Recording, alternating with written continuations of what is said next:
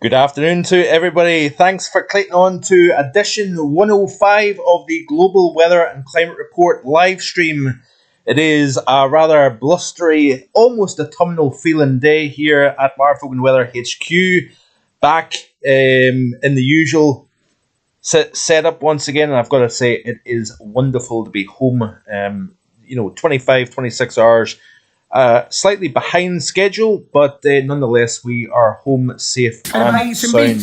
The supper club that combines food So, just and bear music. with me a second. They got Sorry a about this. GoDaddy domain and a professional email. It really...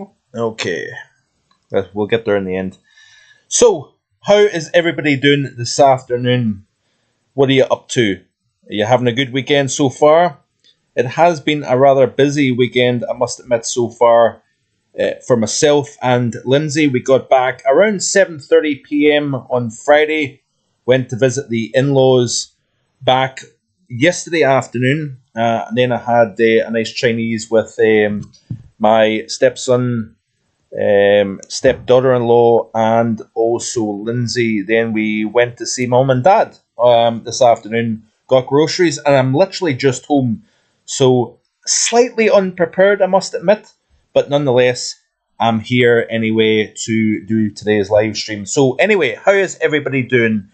Do me a favour, as usual, hit that like button and let myself and YouTube know that you're enjoying the content here on the channel. I'm going to go through the live chat in just a wee second here.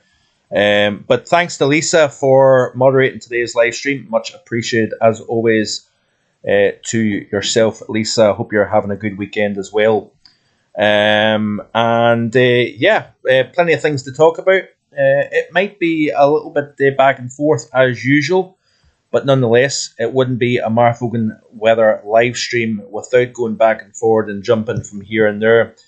We also had the 20th anniversary of the Boscastle flood disaster back on Friday as well, which is, I would have quite liked to have done something on that, but unfortunately I was travelling. So we had JL was the first person on the live chat. Good afternoon to you. Hello, Mark and all. Looking forward to the stream. We've got Lisa, who kindly says, hello, welcome to all. We will be getting started very soon. Don't forget that, hit that like button and share.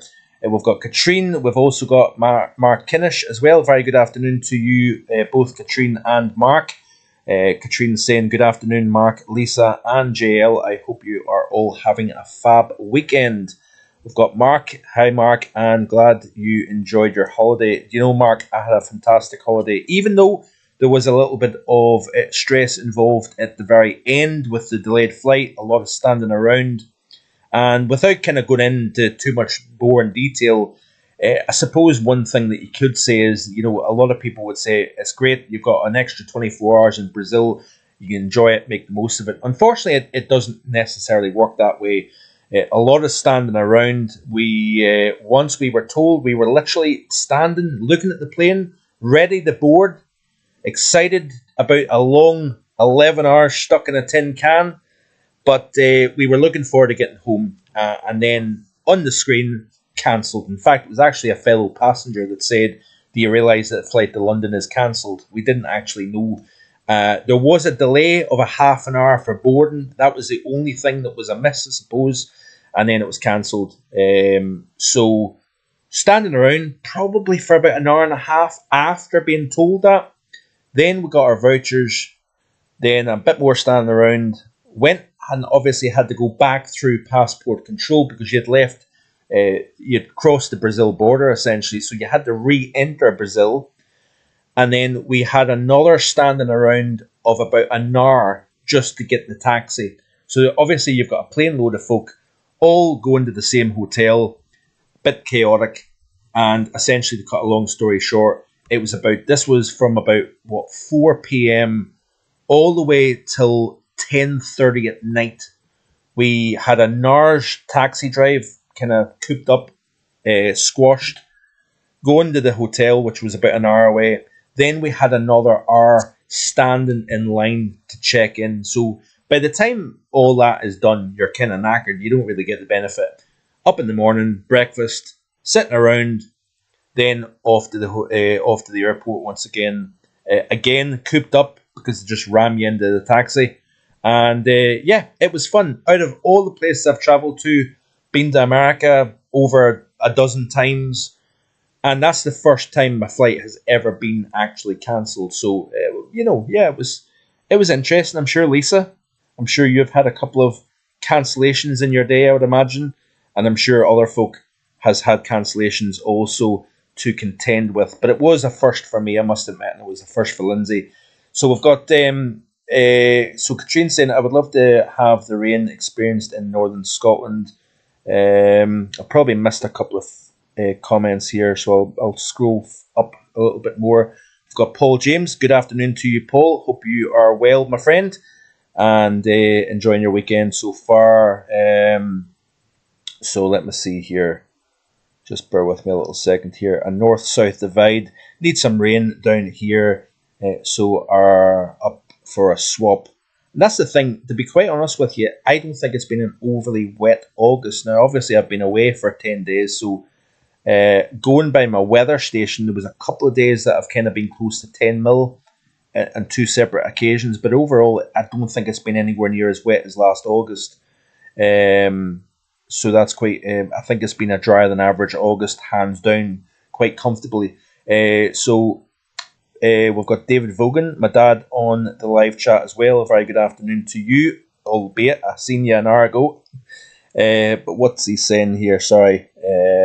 Yous were looking good and very relaxed. It has got very blustery here in Port Mahomet, only 14 degrees Celsius, but feels much colder. When travelled 204 miles yesterday from Kirkintilloch to Port Mahomet. It certainly was quite an exposed spot, that, especially if you've got an onshore wind.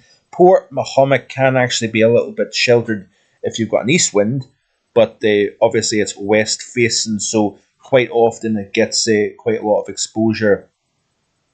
Delayed coming home is a good extension. Yep, that is true, Lisa, I must say. So yes, my mum and dad came up yesterday from Kirkintilloch where they live, and they're staying until Friday, I believe. Then my dad and I are travelling down to Northern Ireland next weekend, so I probably won't have a live stream next weekend because I'm going to be a little bit preoccupied with more travelling. So we've got Paul Farwell also here. Hello, Mark. Breezy but fairly sunny afternoon in Swindon. Glad you had a good holiday. I certainly did, Paul. Thank you very much for that, and hope you are well this afternoon. So we've got 15 concurrent viewers at the moment. Hit that like button, share with your friends and family, and if you haven't already done so, please hit that subscribe button. It would be much appreciated. Don't know if you noticed, but despite being in Brazil, I did have a video every single day that we were away, so I have not missed a single day upload or live stream since coming back from Morocco. This sounds a little bit bummy almost because I'm just back from Brazil, but we went to Morocco anyway at the end of April, came back on the 1st of May, and I don't think I've missed a single day uploading here on YouTube since then. So I'm kind of determined now not to break the cycle. So even being in Northern Ireland next weekend, I probably will pre-record a couple of videos so that there is content for everybody to check out. JL also, Mark, how important are the sea surface temperatures in the North Atlantic with regards to the winter season? Well, certainly, JL, we are going to look at that in the next week or so. I'm going to look a little bit again about the teleconnections and the current situation that we're looking at, and feed that into some of the winter ideas. So I've obviously already produced some winter ideas. That is probably a little bit outdated now. So we are going to revisit the ideas regarding winter in the next week or so. So that is the plan. So stay tuned, JL, for that. And I will try and share more. At the moment, not an awful lot of indication with regards to the actual profile of the Atlantic Basin. It has warmed back up. I noticed there, if we play through the latest sea surface temperature animation for the last 90 days, you can see that we go from quite a significant area of cool to the west of the UK and Ireland here. There's that core of warm waters, and that is where the mean ridge throughout the course of summer has essentially sat, is right here.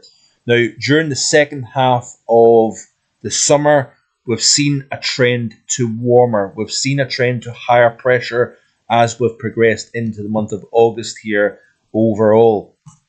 Do you agree with that? Certainly the June through August period has been generally with an area of high pressure over that core of warm water just to the east of Canada. So Adam Blunston as well here. Hey you two. Hope you are doing good. I'm assuming that's what he's saying, unless I'm not reading it properly. A little bit tired, I must admit, Adam, but nonetheless, we are home safe and sound. And very good afternoon to you. Hope you're having a good afternoon and a good weekend. So, who else are we looking at here on the live chat? Let me just, I don't want to miss anybody out. So, yeah, what has your overall thinking been with regards to the summer? A lot of people saying it's been the worst they've ever seen and blah, blah, blah, blah. I don't personally think it's been a hugely bad summer. You have to go back. 2007, 2012 were much worse summers, in my opinion, compared to this year. And it has been relatively dry also. We had a relatively wet July, but we had a dry-ish June, especially further north. And August hasn't been too bad overall either, I don't think. So JL says, seems to be cooling down now though. Last 14 days, Atlantic has cooled. I thought actually it was in a warming process, but maybe I'm wrong, JL. That might be the case. I'm trying to see here, right at the very end of this loop. It's going through the month of July and then into the month of August here. Yeah, it looks as if there's a very slight cooling, if you notice, over the north coast of Scotland, just at the very end of the loop. So let me actually have a quick look at the sea surface temperature anomalies here very quickly. So this is the freeze frame of the current SSTs globally. Is it going to upload for me? Let me see. The weather certainly in Rio was very, very interesting. We had a couple of days around 35, 36 degrees. Now, bearing in mind the average for Rio in August is only 24, 25 Celsius. So 35 to 36 is a good 10 Celsius above average. Then a frontal system moving up from Uruguay and Argentina moved through, delivered some pretty blustery conditions and a very, very wet overnight, and during the course of last Saturday was a bit of a washout. Then really once that frontal system moved through, it cleaned the air out and the temperatures dropped by at least 10 Celsius for a good several days after that. And then right at the very end of the holiday there, the past couple of days, it has been in a warming trend once again. Very good afternoon to Richard Trott. He is tuning in. I hope you're well, my friend, and enjoying your weekend. I don't know if you've been working today or are you on a day off, but he says, hi everyone, hi Vogan Weather. Tried tracking your failed flights, laugh out loud. Good to see you're home. Pretty average summer here, nothing above 26, very similar to 2012, but has got better since mid-July. I would 100% agree with you, Richard. I think it's been not too bad, really, since the middle portions of July. The first half of July was fairly cool, but it has moderated somewhat, that cool feel, especially during June and the first half of July. Then it did definitely improve. We certainly started to see the change, high pressure becoming a little bit better established from Spain, Portugal, up into the southern, at least the southern half of the UK. Not so much across the north. It has been very, very changeable across Scotland, the north, west of England, Northern Ireland, the Republic of Ireland, even Wales as well has been quite changeable. But certainly down across the south of the UK, especially the southeast corner, it's been pretty not bad, in my opinion. Lisa's saying, try being a sailor. It's been terrible getting out, well, I suppose. And it has also been quite windy at times as well, more so than what you would like to see. I suppose you've got flat cam or you've got a gale blowing. Sometimes there's no in-between point there. David said, unfortunately, have to leave your live stream now, but all well. Personally, I can't remember a July and August where the jacket had to be worn as much. Then again, remember my age. Well, I was actually just about to say that. You are definitely feeling the cold a lot more than you used to. That's one thing for sure. I know that you walk the dog at night time, and quite often you've got your hat on and your jacket on, I suppose. So I think age probably comes into it a little bit, but there definitely has been a lot worse summers than 2024. I have to be honest with you. Lisa might disagree from a sailing point of view. I don't know. So let me see here. We've got Katrine saying, I remember the summer when there was 3 days of rain and 4 days of sunshine. It was a perfect summer for me. Because, yeah, I appreciate the fact that you, Katrine, you're not a big fan of the heat from what I've seen in the past. If I can remember right, also August has been too hot for me in the southeast. It definitely certainly seems to be over the last 5, 6, 7 years where these heat blasts have become more prominent. They kind of come out of nowhere. Instead of having this kind of traditional long build-up of warmth, you've got a dry spell. Then day by day, that the area of high pressure and southwesterly winds, it's a kind of a gradual process to reach the 35, 36 degrees. It just seems to be now that we go from 25, then 24 hours later we hit the low 30s. Then the next day it might hit 35, 36. Then there's a drop. It seems to be that way where in recent times we've had these kind of short, sharp bursts of summer weather as opposed to this kind of long, drawn-out build-up of heat. Kind of similar to what I'm talking about was 2018. I can remember that quite well. My mum and dad and myself went down to Cornwall. First week was terrific. Second week was somewhat more changeable, and it was typical because the English schools just happened to go off in that second week, and it's just sod's law. Great week when you're in school. Once you're out, when the kids get out of school and start their summer holidays, how often does the weather change? It seems to be a British tradition, I must say. Looks as if we've got Steffi Adcock here. Good afternoon to you, Steffi. Hope you're well and having a good afternoon where you are.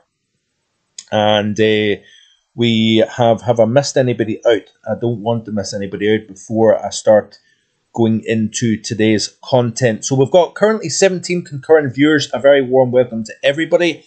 If you're tuning in and you maybe happen to not have commented so far, I hope you are well wherever you are. It certainly is a grey and blustery and autumnal feel in the air this afternoon, and it looks as if we are going to see more unsettled weather this upcoming week with the remnants of Hurricane Ernesto, which has actually dropped to tropical storm category. It did weaken on approach to the island of Bermuda, but if you watched the tropical outlook yesterday, I made mention of the fact that it did actually have the first direct landfall on Bermuda since 2020, but it certainly was no Fabian of 2003 by any stretch. It was an 85 mile per hour hurricane.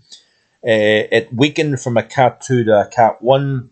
It slowly crossed over the island of Bermuda, but this is a very, very well-equipped island, so minor effects on the island of Bermuda. The cleanup operation is probably well underway today now that the Ernesto is moved to the north. It is likely to become a Category 1 hurricane once again, graze the east coast of Newfoundland, then make a quick beeline across the North Atlantic as it catches up with the jet and the upper level westerlies, and it will disturb our weather as we move towards the Wednesday-Thursday time frame. This has been well alluded to back during the course of the week just gone, that Ernesto is likely to have impact, whether it be a direct influence on our weather or an indirect. It is likely to deepen the trough over the northeast Atlantic and reinforce the unsettled theme that we've got going at the moment here. I haven't actually looked at the long-range models in the last 24, 36 hours, so I might actually be talking rubbish because the models may have actually altered since then, but we will have a quick check on that.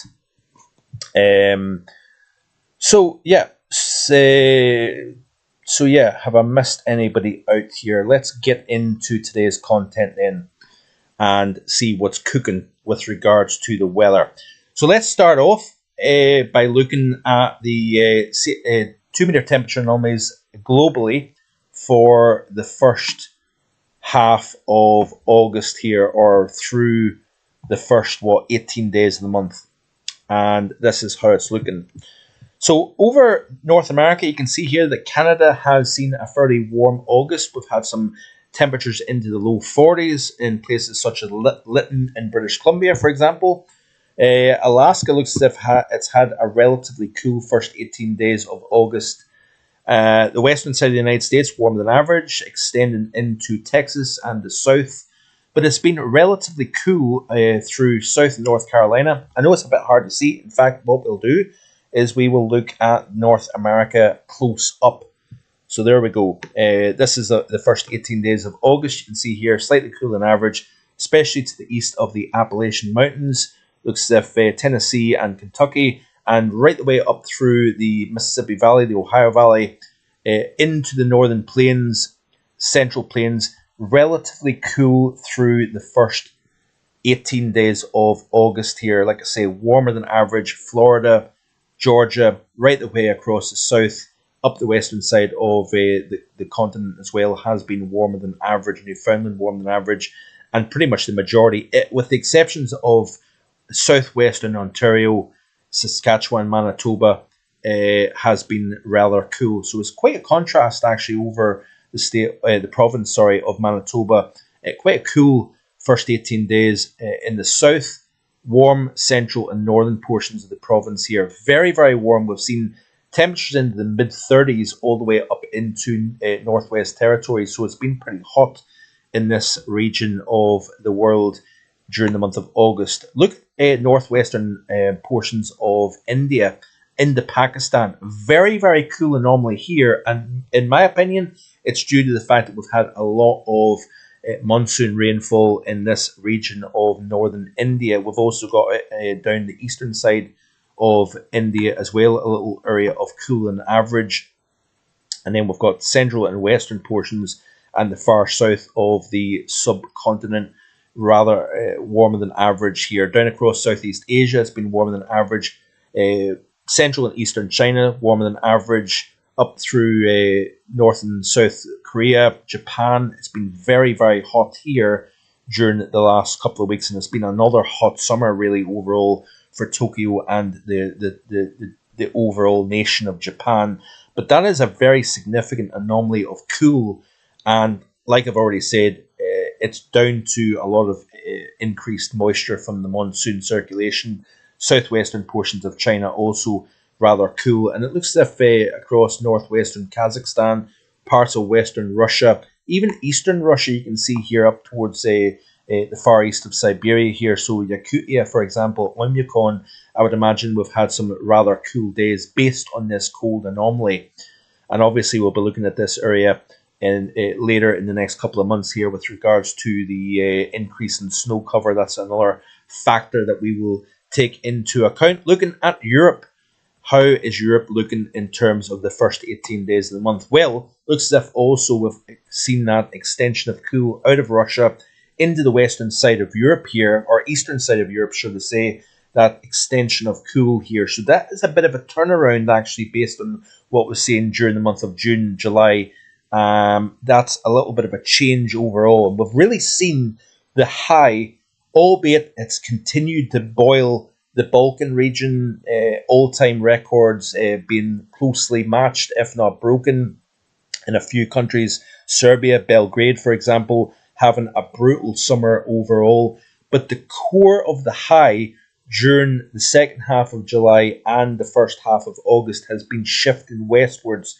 Now, that may be down to the increase in the West African monsoon. Once you start to pull the trough, the monsoon trough that is to the west of the African equatorial region, sometimes the high to the north kind of matches that westward movement here, and that may be linked intertropical forcing and the westward shift of the high. Now, there's other variables thrown in there as well.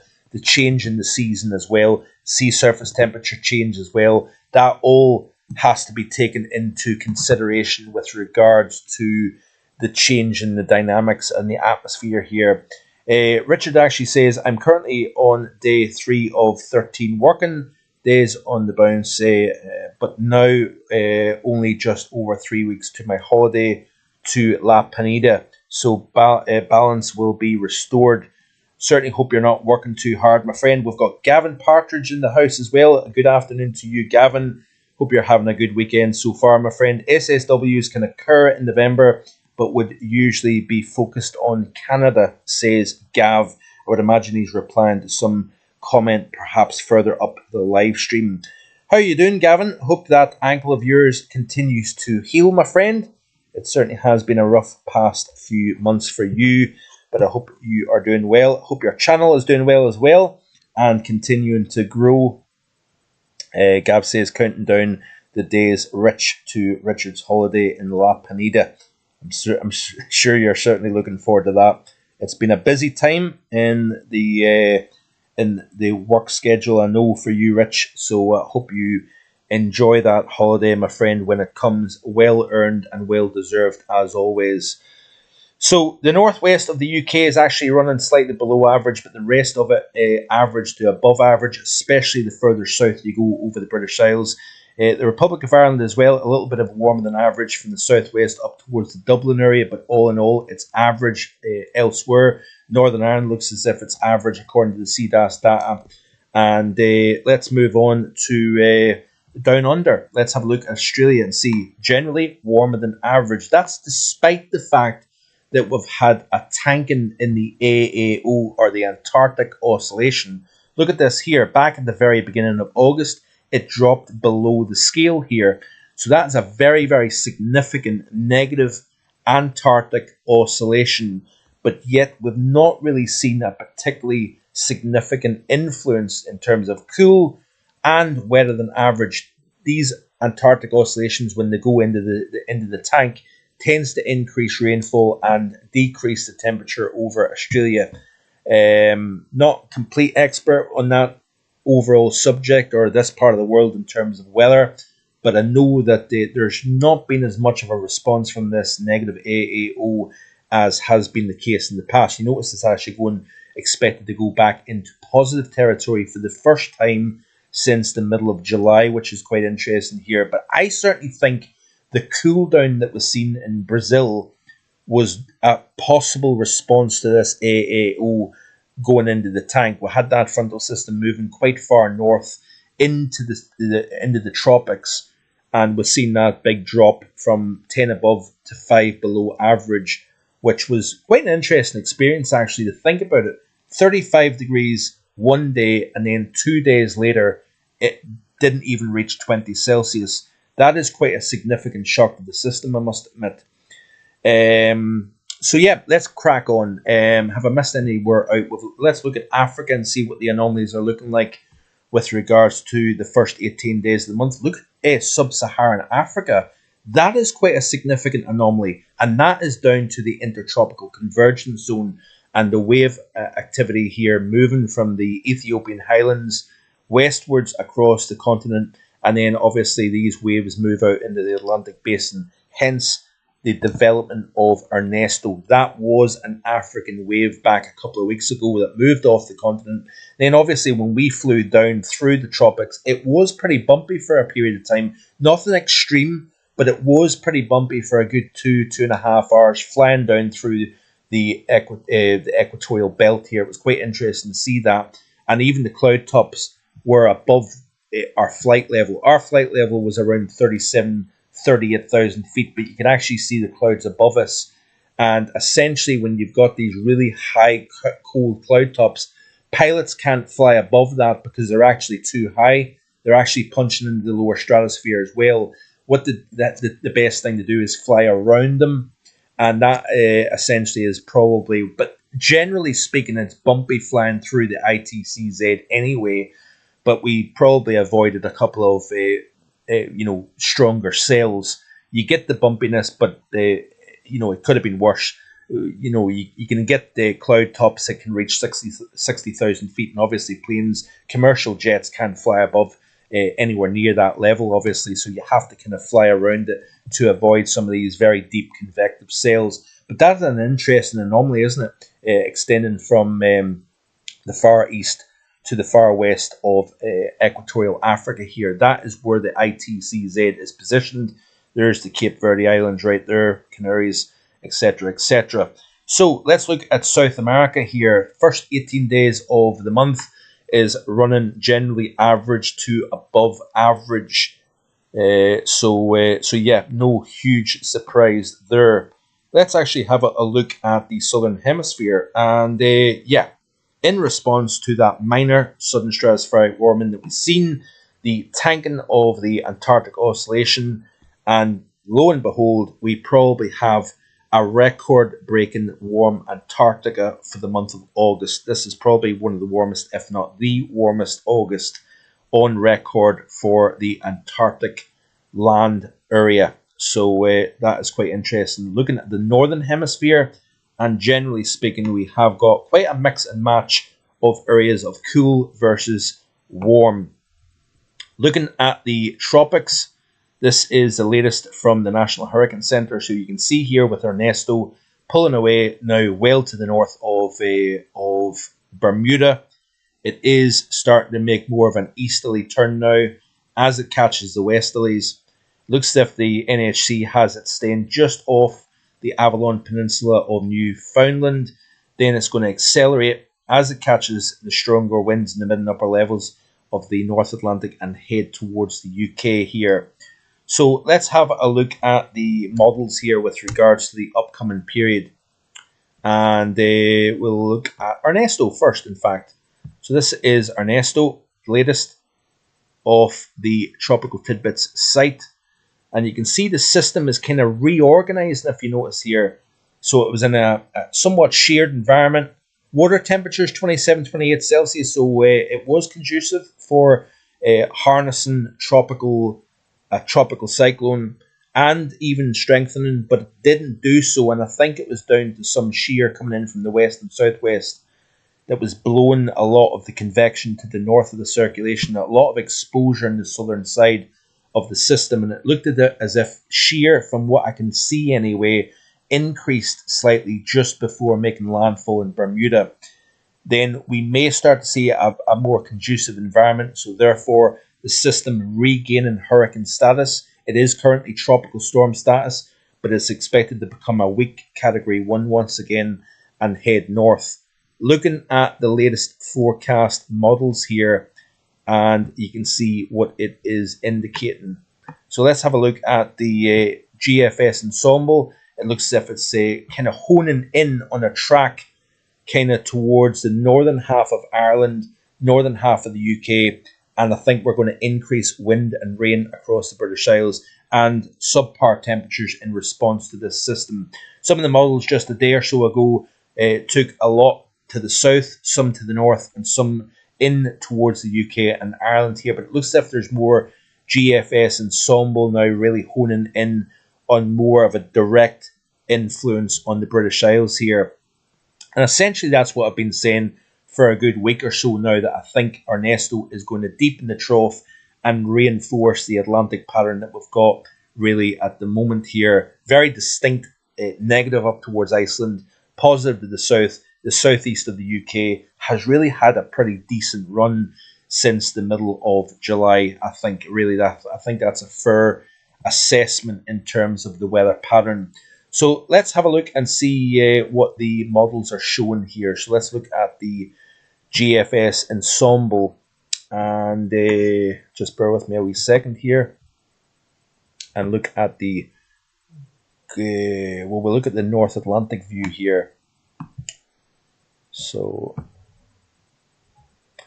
here we go. Right, this is the GFS ensemble, and we've got Ernesto. We've got the core of the strongest ridge over the eastern side of the North Atlantic. What I said about 5 days or so ago was once Ernesto breaks through this area of higher pressure and catches a hold of the westerlies on the north side, I think we're going to see the focus and the core of the ridge shift into the western side of the Atlantic, back towards Bermuda once again.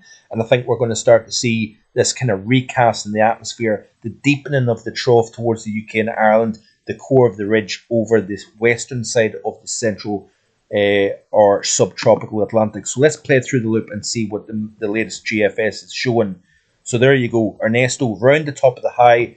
Notice the focus of the heights now over towards the west here. And then as we move towards the latter half of next week, there's the deepening of the trough becomes more focused right over the UK and Ireland. Rather than higher pressure being to the south, lower pressure to the north, we've got more low pressure and incorporating more of the UK and Ireland. And that is exactly what was suggested back several days ago here in the channel, that the trough would become more established over the northeast Atlantic. We've not got there just yet, so there may be a little fluctuation back and forward, but nonetheless, I'm quite happy with the ideas that I've had all along that Ernesto will refocus the trough over the northeast. So let's have a look and see what the models are indicating. Let's look at the GFS and see the anomalies here. So just bear with me again a second here, folks. Sorry about this. Can we pull up the IR imagery, I wonder? Let me see here. I don't know if it's going to show it or I'll be able to find it here. Here we go. Simulated IR. No, that's not the right one. Sorry about this. There we go. Simulated IR satellite. I quite like looking at this actually, and you can quite nicely see the flow within the atmosphere. So generally speaking, there's the high over the central North Atlantic. We've got weather running around the top. Aboard the westerlies, the jet stream. You can see here. There we go. There's Ernesto. Little eye redeveloping, seen by the IR imagery here. Staying well to the south of Nova Scotia. It looks as if it clips the eastern side. The centre stays offshore, it looks like, so it's not going to be a landfall on Newfoundland. But nonetheless, this system then kind of restructures its inner core from warm core to cool core. Then what eventually drives it, instead of it being the warm sea surface temperatures beneath driving it with a conducive atmosphere around, it then gets driven by the contrast in warm versus cold. Comes across and then it changes the overall structure. It becomes a baroclinic area of low pressure. This happens most years, especially at this time, August into September. Post-tropical systems moving into the UK and Ireland has a big influence, and that's been something I've harped on about all summer long. Once you reach August, September, even into October as well, you get these post-tropical systems. They can have one influence being higher pressure, hot conditions. That's what happened with Debbie. We actually seen the 35 Celsius or near 35 that was achieved in the southeast of the UK. That was a response, a positive response from the tropics. This time around, Ernesto moves in. It's going to have a negative response in terms of wind and rain. So there's Ernesto moving into the UK as a former tropical system. It looks as if it's going to bring wind and rain towards Thursday, Friday of next week. Then that clears through, and then we've got more systems moving in on that conga line of low pressure here. Jet stream being quite strong, and systems developing along that jet stream. Let's have a look and see what the anomalies are looking like for the upcoming period. Let's look at it globally, given the fact that it is a global weather and climate report. So let's look and see what it's showing. So let's have a look at the upcoming 7-day precipitation anomalies. And you can see here that we have got wetter across the northern UK, drier across the south of the UK. So again, not looking too bad over the next 7 days for particularly the south of the UK. So unfortunately for Katrine, looks as if here, and folks also like Paul, for example, it looks as if down towards Hampshire, it's going to stay on the drier side. The further north you go, it's going to be on the wetter side here. You can see that we also have a drier anomaly starting to show up in the western main development region through the Caribbean. We've got a wet anomaly here across parts of the eastern Gulf, the far western side of the Atlantic as well, but generally drier. Notice here Texas through the south into the mid-Atlantic region. A little bit wetter up across the northeast and New England here. Mid-Atlantic is going to be the dividing line between dry south and wetter north, up towards New York, Boston, up into Caribou, Maine, for example. Mexico looking quite dry, if you notice here. And then where the MJO is refocusing on, India, and the maritime continent. It looks as if it's going to be quite wet through Indonesia, for example. Still dry across Southeast Asia, the Western Ghats region, central portions of the Deccan Plateau. It looks as if it's going to be quite wet here versus dry in the east. Pakistan looking slightly wet than average. Through equatorial Africa, it's looking still quite wet, so we're going to continue to see the African waves moving from east to west. Australia not looking particularly wet, which is a bit disappointing here because folks here want to see some rain. Some areas have seen some significant rain, for example, parts of Queensland, but other areas of Australia has been relatively dry in recent times. So based on this precipitation anomaly over the next 7 days, here's how the temperature anomalies are going to respond over the upcoming 5 days. So this is the next 5 days of the GFS. We've got quite a cool look in the Midwest and the eastern half of the United States. Warm in the Great Basin here. Cooler than average, notice here, from Washington down through California, which is quite interesting. Slightly warmer than average, especially further north over Mexico. Most of South America is warmer than average away from Chile and Argentina. So you can almost draw a line right on the border here between Uruguay and Argentina. To the south of that, quite a cool look actually over Argentina and Chile, but warmer than average up through Brazil, Paraguay, and then of course the nations further north here. Australia warmer than average through the next 5 days. Equatorial Africa, where we continue to see the African easterly waves and the African easterly jet nice and active. Therefore, it reflects a cool anomaly. Warm to the south, warm to the north of that. Looking at Europe here, it looks as if the UK, Ireland, and Western Europe is going to be on the cool side of things. And the reason why is going to be in turn due to the westerlies remaining active, very Atlantic-driven pattern at the moment here. And that is reflected in the sea surface, the general temperature anomalies for the upcoming 5 days. No surprise, the 6 to 10 day looks the same, so cooler than average as we step out of the month of August in towards the month of September. This is the 11 to 15 day here. Slight warming trend, perhaps, as we move 20th of August into the 2nd of September, so we'll keep an eye on that. So, anyway, let's have a very, very quick look at Twittersphere and see what the extremes are at the moment here going forward. Just bear with me a little second here. And we'll see just if there's anything standing out in terms of extreme temperatures. So Thierry Goose is quite often the Twitter handle that I go to for reports of anything extreme going on at this moment in time in the past few days here. It looks as if Toronto Pearson Airport, this is the main airport in Toronto, Ontario, from today as of 8 p.m, wettest day on record with 128.4 millimetres of rain falling within a 24-hour period, beating the old record set back in July 8th, 2013 of 126 millimetres of rain. Wettest summer on record with 475.8 millimetres fallen. This beats the previous record of 396.2 millimetres set back in 2008.